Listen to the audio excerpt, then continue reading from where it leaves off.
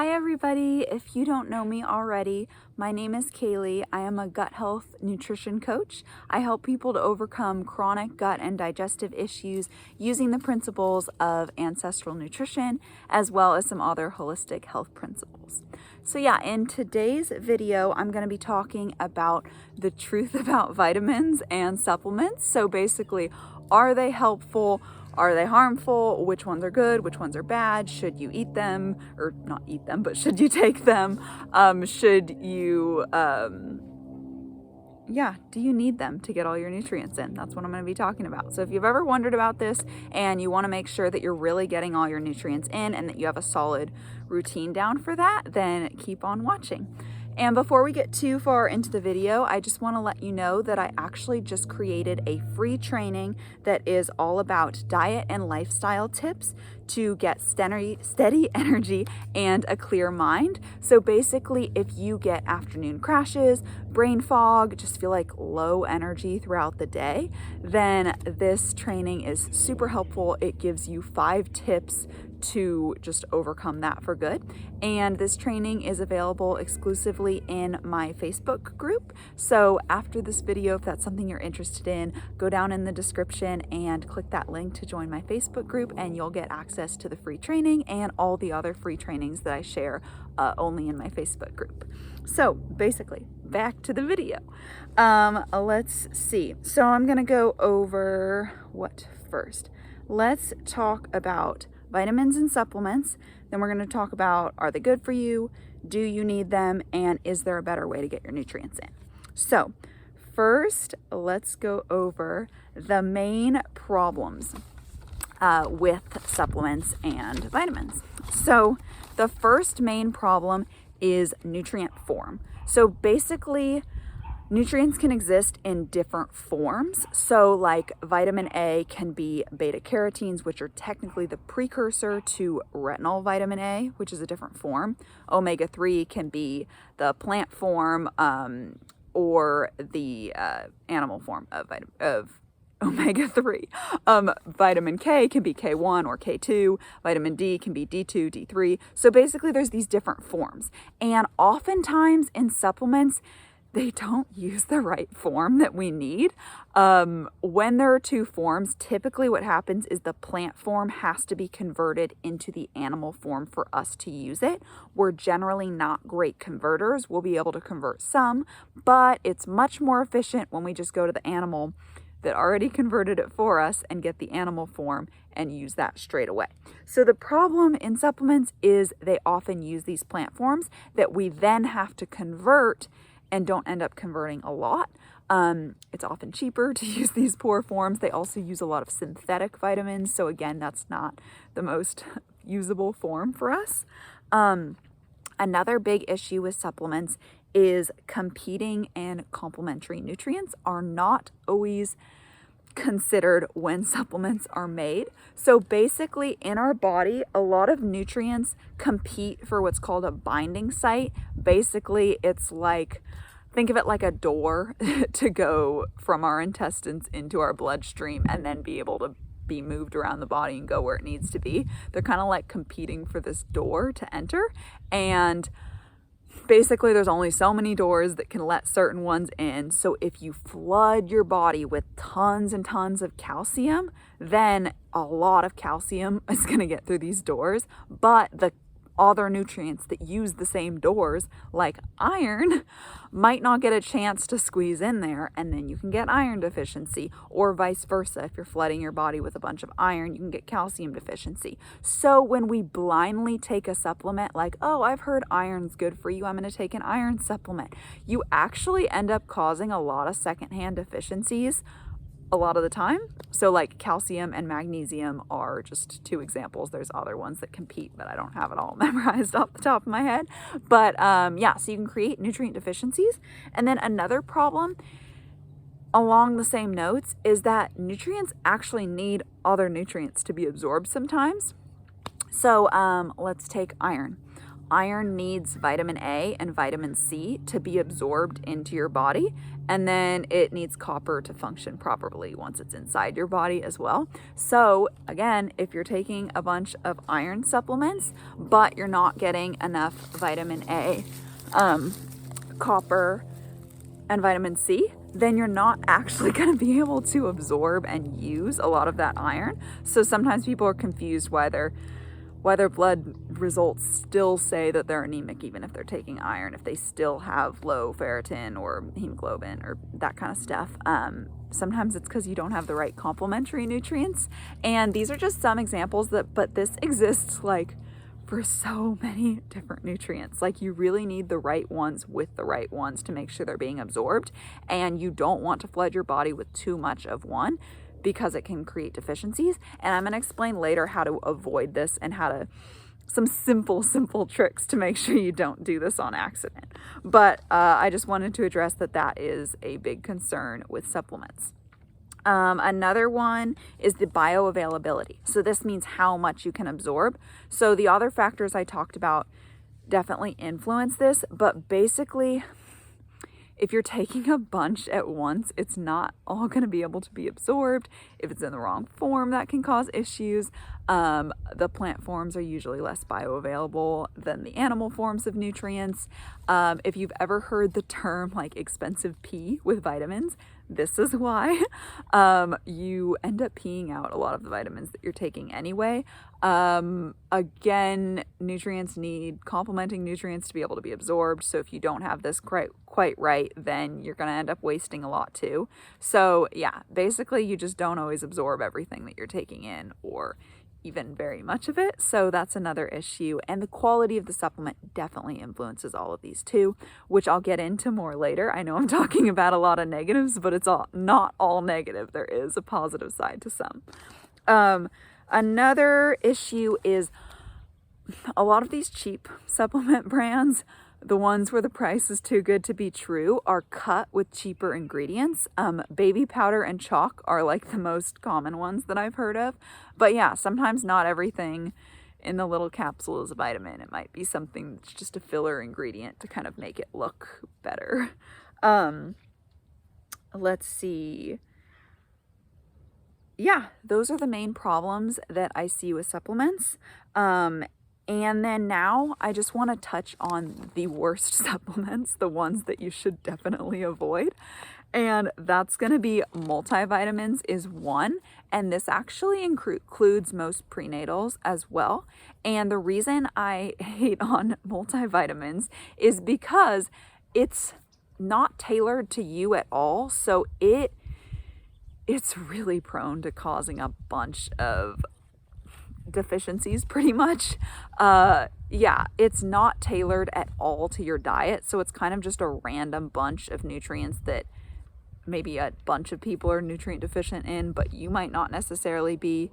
Another big issue with these is because there's so many different nutrients in them, they often cut corners on certain ones, so they don't buy the top quality of every one. Again, this depends on the company. Some companies might, but I'm just not a fan of this bundle of nutrients they think you need, but is not tailored to you at all. It just doesn't make a lot of sense. And like I said, this really opens the way for a lot of nutrient deficiencies by just having too much of one that you're already getting plenty of, and then it taking up all the receptors, and then something else you need can't get in. So that's a big issue there. And then, yeah, the same thing with a lot of prenatals. I always recommend just beef liver or organs is really the best prenatal to be taking. Yeah, but I really wouldn't recommend those ones. And then iron is another one that I would not recommend at all. One, most people get plenty of iron in their diet as long as they're eating meat. Yeah, most people get plenty. And if you're eating processed food, there's a lot of fortified iron, which I actually recommend you really avoid because that's really harmful for you. But most people are getting plenty of iron. If you are getting low ferritin, low hemoglobin, if your doctor is telling you you have anemia, have liver. Liver will help so much because it's got iron in the right form, and it's also got lots of retinol vitamin A, and it's got copper as well. So then just make sure you're having a vitamin C source too. So bell peppers or fruit, something like that. Yeah, that's going to fix it so much more because people are very commonly deficient in vitamin A, as well as copper. So that's much more likely to be the cause of that than iron. And a lot of iron supplements are made from very poor quality iron, and I've seen videos where they get like cereal that has the fortified iron, that same kind of thing in the supplement, and they crush it up and put it in water in like a bag, and they take a magnet and you see all the little iron shards come out and follow the magnet. That's not good for you. Basically, iron attracts like candida and parasites and yeast. It attracts a lot of nasty things in your body, and it's been linked with cancer and lots of other things. So you don't want to be taking iron supplements. They're also very constipating. They're not good for you. If you're worried about iron, eat liver. It's so much better for you. And then my last like worst supplement is fish oils. And the reason for this is because they oxidize super easily. Usually they might be taken out with high heat. Even if they're not, they're sitting on the shelf for so long, and it's so much better to just eat the fish because once you take the oil out of the fish, it's very unstable. So this is going to be pretty similar to vegetable oils. Fish tend to be kind of high PUFA too, and PUFA is polyunsaturated fatty acids, if you don't know too. And there's nothing wrong with them in the whole fish or necessarily even in the oil. The problem is the oil sits for a while and is exposed to heat, and that causes it to oxidize. So polyunsaturated fat is just really prone to oxidation once you pull it out of the source. Same thing with nuts and seeds. And then seed oils has its own whole other problem with the processing and whatnot that make them really bad. So fish oils aren't quite as bad, but they're still really prone to oxidation. So they're not great. The one exception here is if you do get like a super high quality fresh one that you know is fresh, that is refrigerated is better and in a dark glass bottle. Something like that can still be good. For example, cod liver oil is one that does tend to be pretty good as long as it's fresh and kept well. And if you are interested in that, the Weston A. Price Foundation on their website, they always talk about, you can just search on there like cod liver oil, and they always put like up to date what the best cod liver oils are, because sometimes they shove some synthetic vitamins in there too, and you don't want those ones. So quality really matters here, but in general, I would stay away from fish oils. If you want more omega-3, just eat seafood or things like that. Yeah, so let's see. So I've talked a lot about certain things I don't like about supplements, but there are some supplements that I do like, and I will talk about why. So basically, the ones I like are like whole food supplements. So they're not synthetic at all, and yeah, they're just a lot better. So the ones I like are organ supplements, which are basically just organ meats that have been dehydrated or desiccated is what they call, but they've been dried out and then ground into powder. So this is basically like eating organ meats. It loses a tiny bit of nutrients in this process, but not a ton. So they're still super, super good. Fresh is always the best, but a lot of people are hesitant to eat organs. And I can understand why. They can sound a little freaky if you're not used to them. So if you're really hesitant to eat organs, and there's a lot of ways to do it. You can sneak it in your food. You can mince up liver and mix it into ground beef, or you can do pâtés. There's a lot of things you can do. But if you really don't want to and you want to get all your nutrients in, then I would do organ supplements. So there's some great brands out there. I like Ancestral Supplements, Heart and Soil. Both of those are really great, really high quality. So those are ones I do like. If people don't want to eat organs in their diet regularly, then I do actually recommend these supplements to make sure you're getting all your nutrients in. Then let's see, I just talked about good quality cod liver oil, so I'll kind of leave it at that. Like, that can be another good one. It's very high in vitamin A and vitamin D. I like herbs as well. So they're just a lot more mild in effect. It's not going to cause anything too drastic to happen. So they can help to just kind of subtly encourage our body to work the way we want it to. So that's something I really like about herbs. Like, you know, if you're taking dandelion root or burdock root or something kind of like that, it's encouraging our bile to flow more. It's encouraging our liver to detox a little bit. But yeah, it's not really forcing anything weird on our body. It's not, what should I say? As compared to like a lot of modern medicines, it's a more whole component. A lot of modern medicines are like one component extracted from a plant, so it has a lot more drastic of an effect, which can be good in life-saving situations, but day-to-day kind of stuff, we want something more subtle. The same thing with these organ supplements is they actually have all these nutrients balanced the way nature intended them to be, and they help you to meet your nutrient needs without causing those deficiencies by accident. So basically, the best way to get all your nutrients in the right proportions is to mimic the portions of animals. That's what we've eaten for a very long time. And yeah, so basically try to mimic those portions, you know, for every 10 ounces of muscle meat, get 1 ounce of organ meats, because that's the rough ratio that you'll see in an animal, you know. Get lots and lots of collagen, because about 30 to 50% of the animal is like collagen rich meats and tissues and stuff. So you want to get lots and lots of collagen rich tissues in. So you know, slow cooked tough cuts of meat, bone broth, bone marrow, anything with a skin, so skin on poultry, bone in meats are really good too, stuff like that. Get plenty of those in. And when we mimic the animal, basically there's this principle called like heals like, and it's whatever part of the animal you eat helps that same part in you.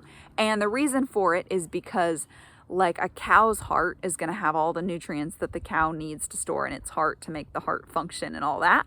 And those are going to be pretty much the same as us. So when we eat the heart, we're going to get all those nutrients that we actually need for our heart. And there's actually been some studies where the nutrients we eat out of the heart will actually directly go to our heart. And I haven't looked into it too much, so I don't know the exacts on that, but I thought that was pretty crazy. So basically, think about if you're eating all these different parts of the animal, you're supporting all these parts in yourself. And this is something that our ancestors have done for hundreds of thousands of years and thrived on. I think that all of these competing and complementary nutrients, we can start to figure out some, you know, I've mentioned a few, but there's so much we don't know, and it's really, really challenging to map out every little detail with that. And I think a much better direction is to follow nature instead of trying to overly order everything, and to just eat as much of the animal as possible in as close of proportions to the animal as you can. I think that's just going to be a lot better. And then also, if you have a specific area that you're trying to help more, if you want to help your hormones, you can eat animal reproductive organs. I know that sounds strange, but like heals like, it will help you. That's where those supplement companies are really helpful too, because it's really hard to find those in the store. So yeah, you can get those if you want to help your liver. Eat liver. If you want to help your brain, eat brain. So this is really, really cool. And it's just a lot like safer way to supplement, in my opinion, because it's very natural. Things are balanced properly. You're not going to throw yourself off by doing this. So it's a really great way to do it. So then let's see. I also like certain like natural detoxing binders and herbs. So things like, it depends on the situation which ones you're going to use, because some can be harsher, but given proper precautions, I like things like activated charcoal or like spirulina or chlorella. Those get branded as like superfoods all the time, and I don't really think they're superfoods, but they are helpful for detoxing. They're good at like binding to things we don't want and helping flush those out. Certain herbs, like I mentioned before, dandelion is really helpful for cleansing our liver. So certain things like that I think can be really helpful. Again, they have a more gentle effect. It's nothing too crazy. And again, plant medicine has been used for a very, very long time. So I trust that a lot more personally. Okay. Let's see. Some other whole foods ones like oyster supplements or pearl supplements can be really helpful as well. Again, they're made from a whole food. A nice thing about that too is if oysters are in like not clean water, they hold on to a lot of toxins that we don't want. So if you don't have access to like clean water oysters, then you can get an oyster supplement that was an oyster, you know, like in a good environment that's not full of toxins. So that's one option. You don't have to do those. There's lots of different shellfish you can have, or you can have a bunch of dairy. They have similar nutrients. So it's not like a must, but if you want to, or if you specifically kind of need those minerals that are in oysters, then that can be helpful. And let's see. Basically, just good quality supplements that are used intelligently is what I'll kind of finish this list on. I'm not against all supplements. I know I came on kind of strong with some reasons that I don't like a lot of them, but everyone's different. Every situation is different. You know, you might benefit from a certain supplement I didn't mention here that is just really high quality, that takes a lot of things into account, and yeah, is just used intelligently. So don't think of this as a complete list of the only supplements you should ever take. Like, there are other ones that could be beneficial. I'll also mention collagen powder and protein powder. A lot of them are not good quality and therefore do more harm than good, especially protein powders. I really prefer whole food sources for these. I just think they're so much better. But with that being said, I know some people really love their collagen or gelatin supplements and the things they can make with them, like the gummies and whatnot. So if you find a really good quality one and you enjoy getting collagen in that way, I don't see any problem with that. Just be aware that bones bioaccumulate and collagen as well, so they can hold on to heavy metals or glyphosate or things like that. So just make sure your company that you're getting it from is a really good quality one, and that should be fine. Again, yeah, protein, I way prefer whole sources, but I totally get that you can make some yummy protein shakes that you might like. So if you get a really good quality protein powder, that can be fine. Don't depend on it for most of your protein, but that can be an option. So yeah, just take into account the quality and all that kind of stuff. Let's see. So now I want to talk about just kind of recapping my thoughts. Yeah, so instead of this approach that we need to go buy all these bottles of all these different supplements to try to figure out what we need, and that's how we're going to make sure we get our nutrients in, there's really a much better way to go about getting our nutrients in. So I've talked about a lot of these things, but I just kind of want to recap them and put them in a nice little package. So basically, strive for food first. Food is the best way to get your nutrients in. So strive for that. Eat nose to tail. So eat as much of the animal as you can. If you are grossed out by this and not open to trying, get those organ supplements. They also have bone marrow supplements, stuff like that. They are awesome. They're still a whole food. They're not like the other ones. They're much better. Also, let's see. So one other thing is sometimes people will mention when they talk about supplements that the soil quality is not as good, and they'll say that that's why we need supplements. Now I have a few thoughts on this. Yes, a lot of stuff is grown in large monocrop fields where the soil quality is horrible, and yes, the plants are less nutritious, but don't rely on those for your nutrients. Instead, nose to tail animal foods are where we've relied on most of our nutrients for most of history. So it doesn't really make sense that we can't get all our nutrients in because some people farm that way. I would just encourage you, when you do buy your vegetables, to try to buy them locally, try to buy seasonal veggies. Those are going to be more nutritious. Just try to get higher quality. Yeah, and then you'll get a little bit more out of them, but still, like, they're not the main source of nutrients. Nose to tail animal foods are. So yeah, so I just think that that's not a reason why we need supplements, if that makes sense. Obviously, better soil quality is better, and those vegetables will be more nutrient rich. But yeah, we can still get our nutrients in without supplements though. And then, yeah, I just kind of wanted to also mention that, like, nature knows what it's doing. Like, animals in the wild, they don't need supplements. They just eat according to nature pretty much, and they turn out fine. So yeah, like, we think that we know so well with modern science that we figured out all these things and now we have just the right package, just the right pill for you. But I really believe that nature knows a lot better than modern science, so I prefer to follow that. So that's why I really like this nose to tail approach. It just simplifies things. You don't have to memorize a million sources of different nutrients or anything like that. It just makes things really simple. Let's see.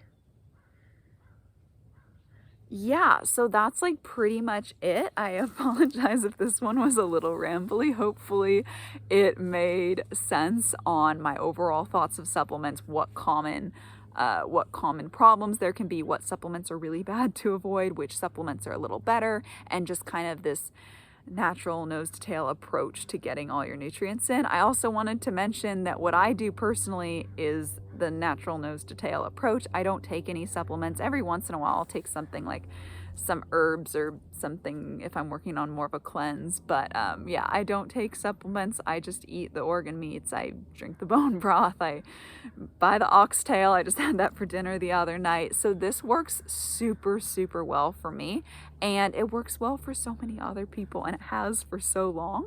So yeah, so I really encourage you to try it. I think it works wonders. And yeah, I will stop before I ramble on too much. And just one more thing is, if you are interested in that free training that I mentioned at the beginning on 5 diet and lifestyle tips to overcome brain fog, afternoon energy crashes, and just low energy in general, then be sure to join my Facebook group. The link is below, and you'll get access to that free training as well as all the other ones that I exclusively put in that group. So yeah, I hope you found this video helpful. If you know anybody else that would benefit from it, please share it with them. If you want to see more videos like this, I talk about gut health and ancestral nutrition on this channel. Feel free to subscribe. You can like or comment if you want. All of that helps me out a lot. And yeah, I hope you enjoyed the video.